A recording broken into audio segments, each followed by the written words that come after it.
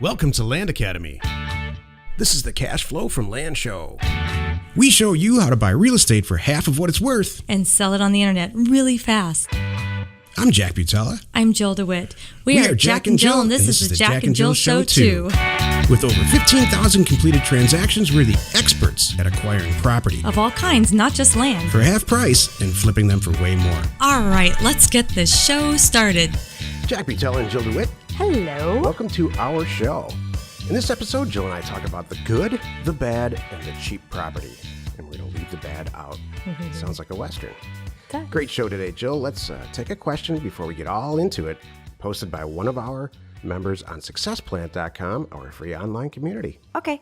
Matt asks, I have a free property that I'm flipping for cash, and the buyer wants to put $1,500 down now and pay the remaining $3,000 in 2 months.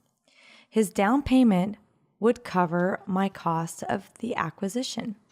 However, I don't like the risk of waiting on it if he makes the rest of the payments. Has anyone had any experience with this? Is it wrong to make that down payment non-refundable to reduce my risk and wasting time? He has agreed that he can't take possession until paid in full. Thanks. Jack? Yeah, I mean, this taps into a larger concept that took me a while to get over when I started, but I love it and live by it every day. Have an acquisition criteria, have a sales criteria, and don't veer from it too far because it starts causing a lot of work and time for everybody in your organization, and you included. So it sounds to me like this is out of this person, Matt's, comfort zone here, or he's got a lot of questions about it. You know, if this happened to us, I would just say no. I mean, I wouldn't even talk about it, and that would be the end of it. I would say, here's the terms of the property, and if you can't afford it or don't want to do it, then that's just the way it is. See, traditionally, all the stuff that we've learned about real estate all throughout our lives is a lot of it, I think, is antiquated based on the internet. What you want to do is just put a machine in place and just let the machine work, do the work for you. And when you have to start reviewing every deal and talking to every seller and really doing it the old school way, like where you're making a deal, then the magic of the internet and how fast you can get these deals done and processed and the whole thing, it loses its value. So I don't know what Matt asked for the property, but if he wants $1,500 down and $500 a month, and this guy only wants to do it at the end of 2 months, I wouldn't even take the call personally. But I think, Jill, you probably have a different answer. Well, I was actually doing the math while you're talking. So I see the cash part, and the $1,500 is going to cover it. So, here's the couple things I picked up on. So Matt's more than doubling his money on this, by the way, because he paid $1,500 or less, and he's selling it for $4,500. Yeah, he's tripling his money. I know, exactly. So I thought that was really kind of cool. So you know what? And Jack, I love it, and I agree with you. And here's my thoughts. You have a criteria, it's cash. And if the guy won't have it in 2 months, okay. But what I would do then, Matt, if you're not comfortable with this, and I get it, I would say call me in 2 months. If it's still available, you've got your $4,500, it's a deal, it's still here. But you know what, then Matt, it's still on the market, and you might have a guy come along in 1 week with the full $4,500, and all you could say to the other guy is, sorry, that's just how it goes. Yeah, we're at a point now, I mean, Land Academy and Landstay is our real land company, where if they don't click on it on the internet, or if we don't sell it wholesale bulk just in one, which is what we usually do, or if there's any kind of talking like this, I don't do it, because that's not what we do here. I mean, if I want to do talking and go back and forth and talk to people for a couple of weeks on a deal, I'll buy an apartment building, and make a ton of money, or flip some kind of something. But I just don't think, and I think that if you reasonably explain that to a seller in a very nice way and say this is, and then follow it up with, and that's why it's so inexpensive, because we keep our costs down like this, they get it. You know what? And here's my thing too, because I've had this, Matt, if this guy really is that excited and fired up about it, and you tell him, look, I'm sorry, I can't do that. It's $4,500, you might even say, I'll take $4, whatever you want to, you'll do, say, but that's it. Now you're negotiating the deal, Jill. Well, okay. Well, it's $4,500 is cash. That's the way it is. Period. That's all I'm doing, and I won't waver. So the guy has one choice, or he has two. He's either going to pay it now, or cross his fingers. And you know what? He might come up with the money. Yeah. And if he's really that fired up about it, Matt, he might find a way. I've seen people do things, come up with stuff, and find a way if they're that excited about it. And that's it. So think about this for a second. I'm really glad that this guy asked this question. I'm not so much answering this question anymore, but let's say that you have an 8-hour day and you have a ton of property to sell. Like you have 100 properties in inventory and they're all posted on the internet. And if buyers wanted to, they'd click on it and just buy it and it's over and they get processed by the back end function that you set up. So it takes an average of a half hour a day in an 8-hour day to sell some property. You could only sell 16 properties in a day. That's without even taking a bathroom break or a lunch, right? Mm-hmm. This is the very definition of non-scalability, by the way. This is what I always say, like in our live talks and what we do at colleges. Mm-hmm.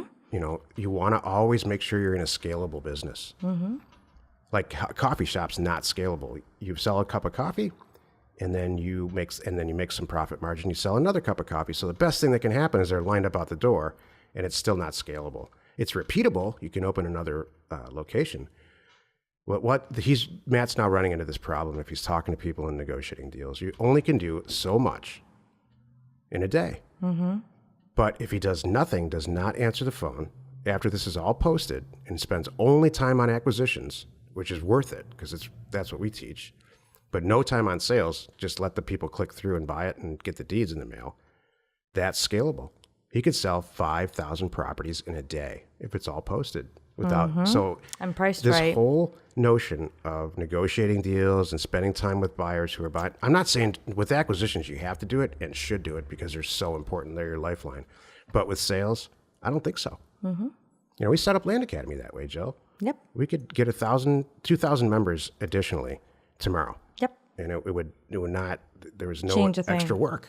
Exactly. In fact, it would make us better. But, you don't want to get into something that's not scalable. And it's so hard, especially for new young people. It's so hard to walk away from a sale like this because it's $4,500, $3,000 profit. So if you're brand new, it's different and you're learning. Yeah. It sounds like Matt is, and that's great. Mm-hmm. But keep it in the back of your mind. That's all. Hey, if you have a question or you want to be on the show, call 800-725-8816. Today's topic, the good, the bad, the cheap property. Leave the bad out.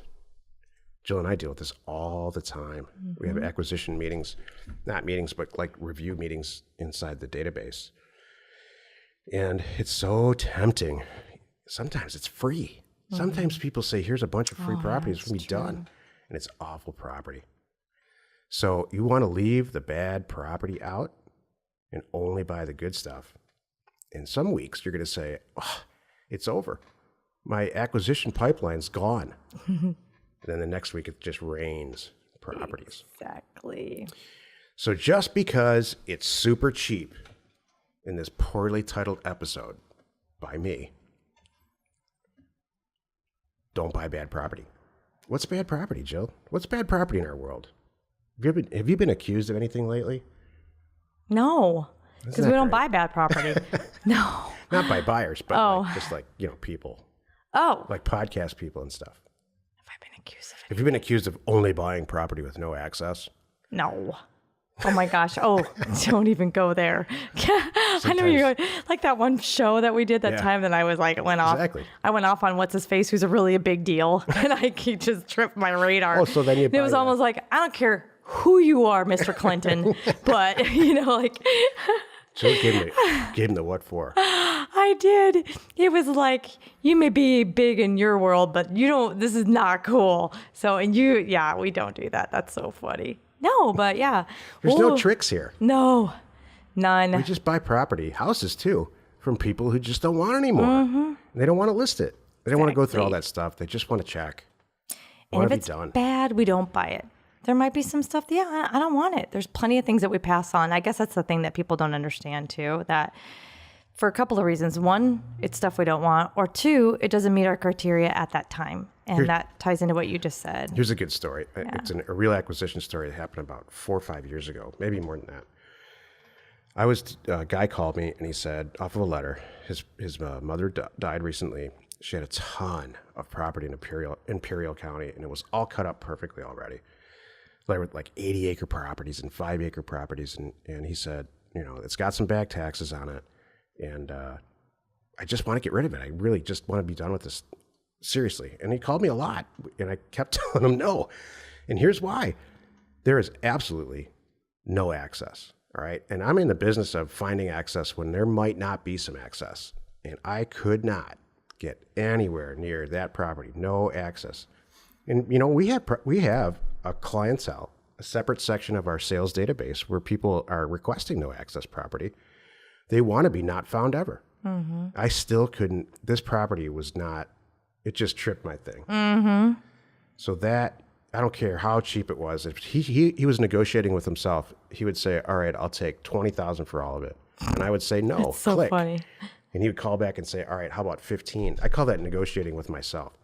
By the way, you never want to buy anything this way. I don't care if it's a car or what. The way to properly negotiate is, I'll give you 20,000, and then the other guy says, make it 22, and then you meet in the middle at 21. But what you never want to do is say, I'll give you 20,000, and the seller says no, and then you say, all right, I'll give you 22, no, 24, no. You just never know what's going to end. You always have to meet in the middle. I see some new people do. I do that once in a while. When I want something really bad, I'll start negotiating with myself, and it's awful. And that's good. That's really good advice, because I have sometimes that people will say, "Oh, just make me an offer." I'm not going to go there. It's on the offer. It's in the letter. No. Well, maybe it's a 5-year-old letter. Or something, or it's an additional property, or something else. There's times properties that we don't have an offer on the table, and they're reaching. Sometimes they just find our website. And there's a place on our buying website, and they'll put stuff in there, and they just want you to come up with a number when they darn well know there's a number in their head that they would settle for. You can't win with that one either. I don't play that game. When you figure out a number, you let me know. Sometimes they don't even know. They're just trying to see what, they want an appraisal. Oh, yeah. That drives me crazy, too. That gets all the time. That's so funny. It's funny when that happens. We have a friend. I'm going to tell this story. I've known her our kids are the same age. I've known her for years and years and years. And this is they do. They buy a house that needs to be renovated, and they very slowly renovate it while they're living there. And then when it's just about done, they put it up for sale. And they put the house up for sale for, I don't know, $200,000, $300,000, $400,000 more than it could ever get appraised for at the time. And so it's for sale for 2, 3, and 4 years. And they eventually get their price. That just strikes me as silly. Mm-hmm. And I get a cash buyer eventually who just comes in and buys it, and there's no appraisal and any of that. So that's the only way they can get away with that. And that's not a deal maker. That's just I guess, I don't know. Some people think a weird model. Some people think we're crazy by offering these below value offers on the front end. So I don't know. I was explaining that to somebody just recently too. They were asking me some questions, and they're like, well, wait a minute, why don't you do that? And I'm like, well, that's not my thing. I'm happy to double my money and get out. And I really, really hope that the person that buys it from me really makes a lot of money, because then they love me. They keep coming back. Everybody wins. That's it. And that's why I'm doing what I'm doing. I know how to buy it right. That's not their thing. They still got it at a good price, and they're going to make more money. I've trained our tens of thousands, if not hundreds of thousands of our database of buyers over the 15 years. I've trained them to look forward to getting our email, because they get sticker shock, like the really good kind. Mm-hmm. When they open it, like, wow, what's this guy going to price this? Where's he going to price this 40 at today? Last time it was $8,000 for probably a $25,000 property. So that's why we have such a huge buyer base, and we don't work at it that hard, just because that's our model. Mm-hmm. Exactly. Overpriced property on the sell side. I mean, the world's full of that. Mm-hmm. There's hundreds and hundreds of thousands of properties in these MLSs all over the country. They're sitting there for years, like this our friend that we just talked about. Mm-hmm. So I'd rather just move it and get on to the next deal. The good, the bad, and the cheap. This is the technical 2 minutes of property investment advice from our 15-year 15,000 transaction experience. Don't buy property that has absolutely no access. I mean, there's not a road in sight for miles and miles and miles. Not a through track, not a little path. There's just nothing's been there for 25 years, except possibly vermin. Trust me, not even if they give it away. It's just going to cause you a lot of customer service problems and things like that. And if you do end up with some property like that, and invariably you will end up with property like that if you buy portfolios, give it away yourself or fully disclose that you just don't think there's any access to this property at all based on what you've seen, because you don't want to get in trouble. There's probably 99 bajillion positive things about this business, but you don't want to get in the business and be known for selling property without access. Again, speaking from experience, I'll skip that. I'll skip that anecdote. If you have a question or you want to be on the show, 800-725-8816. Jill, do you have some inspiration for us? Trust your gut. And if it doesn't feel right, check their track record. You're probably right. I see this often in all kinds of environments. There's something that and here's why. I'm watching Facebook and I'm seeing all this stuff. And there's so many people that are promising all kinds of things like, you can be a millionaire tomorrow and you can be this and you can have that. And, they show big boats and fancy cars and all this stuff. And I'm like, what credibility do they have?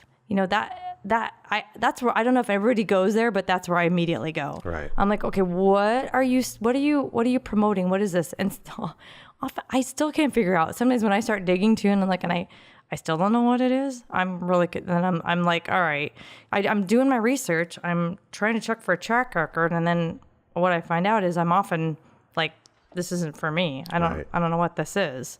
So I guess it's just, I'm going to remind everybody that, do your homework on people and situations and investments and all those things before you get into them, and trust your gut. Good advice, as always. Thank you, Jack. Women have the women intuition. It's awesome. We were talking about that the other night we were out to dinner with some friends. Join us in another episode where Jack and Jill discuss how to use information, that's me, and inspiration, that's me, to get just about anything you want. We use it every day to buy property for half of what it's worth and sell it immediately. You are not alone in your real estate ambition. Good show, Jill. Mm-hmm. Never buy property that's just got no access. Right. It sucks. It's such a hard thing, especially when you're new. Now I look at them like, man, we could get all this property for next to nothing. Then it just causes problems down the road. Mm-hmm. It kind of reminds me of our Too Good to Be True show that we did, the show before this one, where people think, oh, well, if you bought it that cheap, there must be something wrong with it. Mm-hmm. Again, they were thinking, it is, you think it's too good to be true, but it is true. There's some great property out there that people don't want, and you can get it for a good price. And like you said, Jack, there's the good and there's the bad. And sometimes the good and the cheap still go together. Good and cheap's awesome. Mm-hmm. There is good and cheap, and there's bad and cheap. Yeah, and there's Make sure you're doing both. And bad and free. Yes, bad and free. Oh, isn't that interesting? That. Shoot, there's a few that I have a list for our people that when people call in, we have some old stuff out there that people call in, they want to still offer us from 6 years ago, whatever it is, and I feel bad, but there's property that we won't take no matter what. You just, even though you want to give it to me, it's not even worth my time to pay the recording fees and take my staff off what they're doing. You don't want to buy a piece of property that when you sell it, they go out there and they're just real disappointed. Uh-huh. You don't want to be in that business. That's true. That's what you don't want. That's a good way to look at it. I love it. Yeah, you think that's a great thing, Jack. As long as you have that in your head, you want people to drive out there when they finally get to go see it and go, wow, and they stand on it and they say, I own this. That's what you want. Exactly. Not like, what did they sell me? What the heck? No, you don't want that. Good tip. Thanks, Jack. Information and inspiration to buy undervalued property. We are Jack and Jill, and this was the Cash Flow from Land Show. We are the experts at acquiring property Of all kinds, not just land. for half price just so we can flip it for way more. And really fast. Thanks for listening. Let's go buy some property. If you want to get involved or you need more information about our profitable, niche real estate operation, call 480-467-0359. You just might get Jill at the other end of the line. Landacademy.com. You are not alone in your real estate ambition.